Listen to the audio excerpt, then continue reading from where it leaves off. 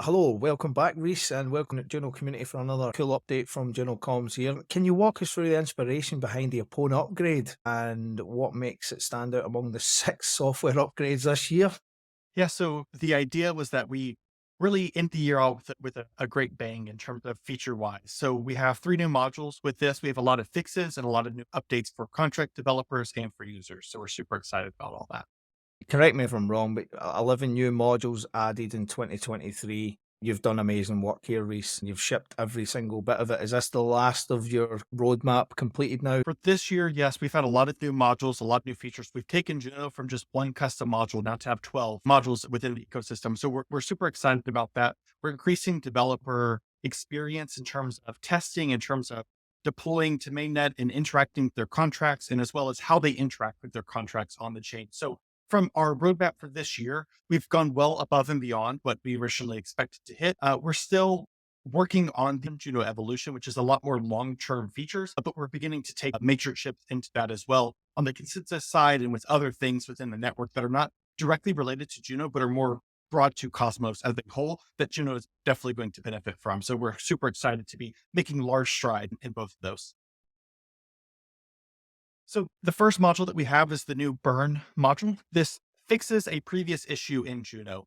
So before, because of the way that the mint module is, this is a native Cosmos chain module, it would remint tokens that had been burned by contract developers. This is useful for DAO such as Balance DAO, where they want you to burn Juno, and in return, you get some of their token. And the way that it worked before is it remint these Juno later to match the inflation schedule. This is improper to how developers actually wanted it to be. So with this, whenever you burn tokens now, it will properly burn it from both the current supply as well as the future supply that is expected. This reduces it and gives you the actual burning that you expect as a developer. So we're super excited to be bringing this. This has been a bug in the code base for about 2 years. It required a new module that has now been fixed, that has now been tested. We're excited to be launching that on mainnet now. The next major module that we have is fee pay. This allows for developers to now grant a contract and users the ability to spend their funds. The way that this is done is by having the user specify 0 fees, and then the developer, if they continue to have funds in their escrow account, will pay for the user's transaction. So maybe a user has accidentally spent all of their tokens in terms of delegating to a certain validator. They now have no more mainnet funds. They can continue to interact with contracts that have allowed this feature to do a on-chain faucet or to grab these other values there. So it's extremely useful from a onboarding experience of a very little amount of funds can now interact with a lot more contracts based off the developer. Paired with this, you can use the fee share module for the developer to pay for half of the gas fees. So you essentially get a half deduction in gas fees paying for your other users. And we look to expand this out to allow for new users without any funds being able to interact on the chain in version 2.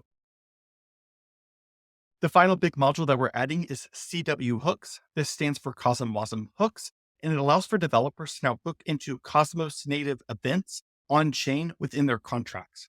So previously, if you wanted to slash a contract, maybe your contract was delegated to someone, you weren't able to actually keep up with this without a manual intervention. That is how the current DAO contracts work. With CW hooks, you can now register to all staking events, whether that be validators being created, removed, slashed, new delegations, unbondings, redelegations. Contract developers can now utilize all of these features automatically within their contract. As soon as the event hits the chain, it is then broadcasted to all contracts that have registered for governance-based events. And then from there, they can push out to run any of the logic that they require for their specific use case. So this is extremely useful with both governance and staking to follow this and be able to build up applications. This also includes voting. So as users vote through your contract or indirectly and then use your contract can query, did that user vote? If so, now fund them, do something within your contract code. This could be minting new tokens through our token factory module, giving them other access to your applications for voting a certain way on a proposal based off of your contract logic. So we're super excited to see what developers decide to build out with this. We've seen many already very interested in this, including integrating this in with DAO to allow for a more streamlined operation for users and applications. One of the big features that we've added to Juno now is the CosmWasm 1.5. This increases us to the Wasmer 4 runtime and allows for contracts to be much smaller in terms of their storage size on chain, which allows for faster execution, as well as new features such as signed decimals and floating point numbers, which was not previously possible. It is now possible. We're excited to see what developers build. This can open up the door for like augmented bonding curves and allowing for that with these fractionalized values that are not directly integers and being able to build that into your contract. And so we're super excited to be bringing that to the chain. So security is crucial in software development, right? Especially for blockchain technologies. How do you and the rest of the Juno development team identify and patch those for security issues? Yeah. So one thing is we're very proactive in terms of finding issues as well. This past week, I found about 5 issues, not only on Juno, but like in other areas of the ecosystem. So we're focused on finding issues that maybe not are they're unrelated to Juno, but we use that software so we become related. So we're proactive in that. Indirectly, we have multiple channels and teams between different software organizations that will come to us if they find an issue or are going to be releasing a patch. We can get private patches out to our validator set before anyone is even aware that there was an issue. This happened recently with Pigeonball, which was an issue that I actually found that allowed for a chain to halt under certain relayed conditions. We got that patched upstream. We then began to distribute that to validators, and Juno was actually the first chain to be fully patched within under 48 hours of the initial discovery of it being possible. It had never been exploited in the wild. Someone tried to then later exploit it, but we had already been patched for 2 weeks. And so we're super excited to be leading the charge in terms of security directly and indirectly in that aspect.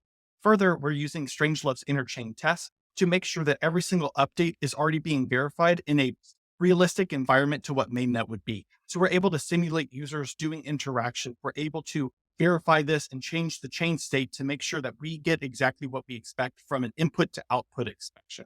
We're making sure on all fronts that we're testing, that we're being proactive, and that we're working with other teams to make sure that Juno is as secure as it can be. The new modules for developers seem to focus heavily on user and developer experience. Can you share more about the challenges you've faced ensuring this experience is top notch? Yeah, so I've talked with many developers as well as me being one and building out the things that I want to build and that I wanted to build. And so developers have brought up issues where there's not an easy solution. They have to write these other bots and other products to build what is already being done on chain and is possible. And so we're seeing these other issues that they're writing solutions for that they should not have to be writing solutions for. For example, the Raccoon Bet guys had to write this offline bot that would constantly check for certain transactions to happen. When that transaction happens, they ran their own transaction. And this is a perfect use case for our new module clock that came out in the last upgrade that allows for this. We'll be transitioning that to permissionless soon. But we want to solve these issues where developers can stop building the infrastructure. We focus on the infrastructure. We build it up for you. All you have to do is register your contract and it's ready to go. And we took this same design and approach with the fee share module, with fee pay, and then also now with the new CW hooks module. So we're making sure that it's as easy as possible to go in. We have documentation and example contracts. All you have to do is copy paste it, add your logic, launch it to chain, and it's ready to go. So we're super excited to be focused on developer experience. And that is the most important part to getting developers onboarded to the ecosystem. This includes other things like documentation and also one-on-one support that we're doing with League Society, which is now having its first payout to initial contributors. So we're excited to be working in all of the different aspects of Juno, making it successful. Brilliant. And to jump on top of that, the fee pay module addresses a significant pain point in user experience. How do you see this impacting the overall adoption of the Juno network? Yeah. So the biggest thing is allowing users with very little funds being able to interact now with expensive contracts. This could be things like DAO, where DAO can pre-fund a wallet that's going to hold some funds there. And now anyone that interacts with their contract is automatically going to be able to spend up to a certain amount of transaction fee based off of the DAO's deciding factor to now interact with it. So you can come on with, 1/1,000,000th of a single Juno and interact with contracts that would normally cost zero 0.2 Juno plus to interact with. So we're removing that barrier to entry now based off of what DAO decides that they want to do or any other contract for that matter. And so by doing this, we allow for others to be able to share their earnings with things like fee share to other users. And then also in the next version of the module, it allows for users that have never had a single Juno in tokens be able to interact with the chain. And this opens us up to privacy, where now we could have something like Juno Juicer that will have an on-chain based faucet to give users funds where they can pre-fund, they can send tokens to this contract. It can be held there And now they'll get a special key that only they have access to, and it is private. Then a account that has no affiliation with finance or any other centralized exchange or decentralized exchange can just come on, use that key, interact with it, and then receive their funds out totally anonymously. So we see that privacy is a very big concern that users have, not only in crypto, but also in the traditional finance space. And we want to bring that and make it possible on chain without having to redo the entire chain to be something like secret network. And so we're building that in to have a good user experience to our developers. And we're super excited to be bringing that out in the next upgrade. The CW Hooks module sounds like a game changer for smart contract developers. What kind of applications do you envision being built with this new functionality? With the new CW Hooks module, there are a couple of features that we have out of the gate that we know will be useful. The biggest one being pay to vote contracts, where now you can have a single contract that is able to pay and give some benefit to users who vote on different proposals, either being a specific way or just voting generally, or doing something within the contract itself. Another good thing is automating vesting contracts, where you can now automatically slash and keep up with validators. So maybe a contract where you delegate to a certain validator, the contract can now automatically update. Let's say that validator falls out of the set, so you no longer are earning rewards. You can now have it automatically undelegate or redelegate to a new validator that is in the set.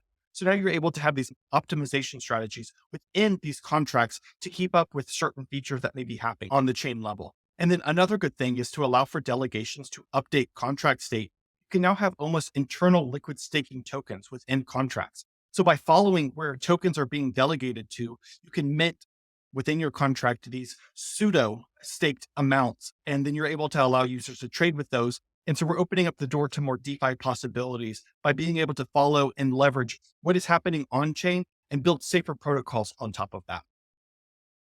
That's brilliant. Really excited with that stuff. Okay, Reece, finally, what can users and developers expect from Juno in the future? Are there any exciting developments or plans you can share with us?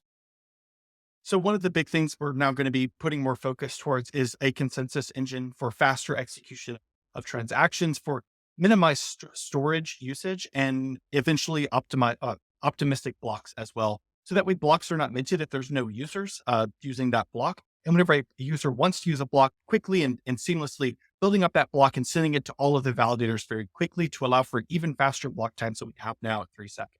So we're going to work on this, and that is our one of our big focus goals through Juno evolution.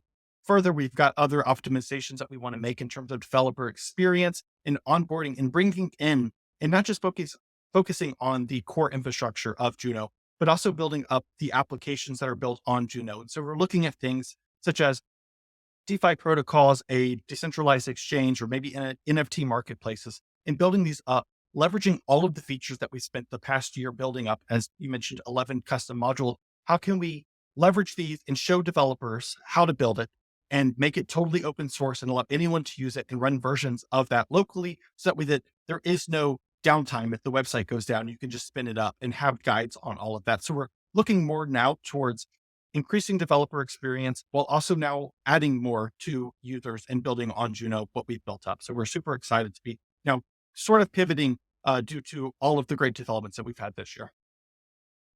Reece, absolute pleasure as always, my friend. Thanks for checking in with us as always here. Thanks for the community for watching as well, and we will catch you in the next one very soon. Take care, everybody.